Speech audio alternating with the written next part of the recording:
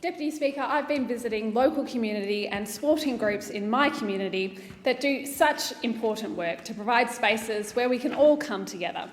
I've seen the need at these clubs for more work to be done to upgrade some of our local facilities so that these organisations have the modern infrastructure they need to thrive. Having seen this need, it makes me furious to know that just over the river, in the member for Kooyong's electorate, the funding for sporting clubs seems to have been flowing fast. Between 2018 and 2021, the Treasurer's seat received $5.7 million in federal government grants. By stark contrast, my community in Jagga Jagga received just under $800,000.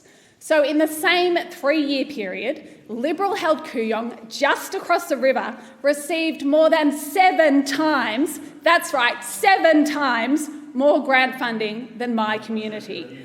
What a farce! What an absolute disgrace and a show of disrespect to my community.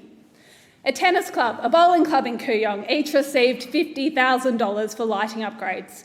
I know of at least 2 clubs in Jagga Jagga who would love to have that kind of support. A cricket club in Kooyong received $30,000 for electronic scoreboards. There are at least 3 clubs in Jagga Jagga who'd be chasing funding for those scoreboards. A football club in Kooyong received $88,000 for female-friendly facilities. That kind of funding would make a big difference to local clubs, including Heidelberg Uniting. I'm not suggesting these clubs aren't doing great things in Kooyong. I'm sure there are.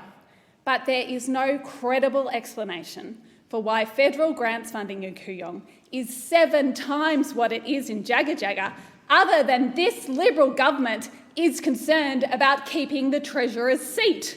We need a national anti-corruption commission. Our communities deserve to know where their money is being spent and that it's being spent fairly and based on need.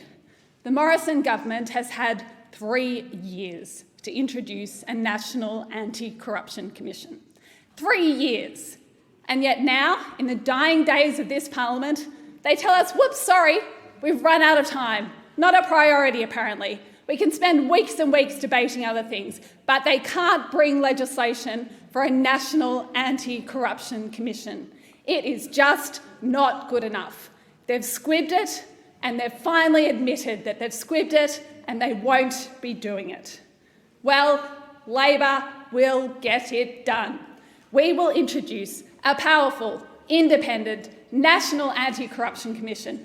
We will make sure this country gets the government it deserves and that my community gets its fair share.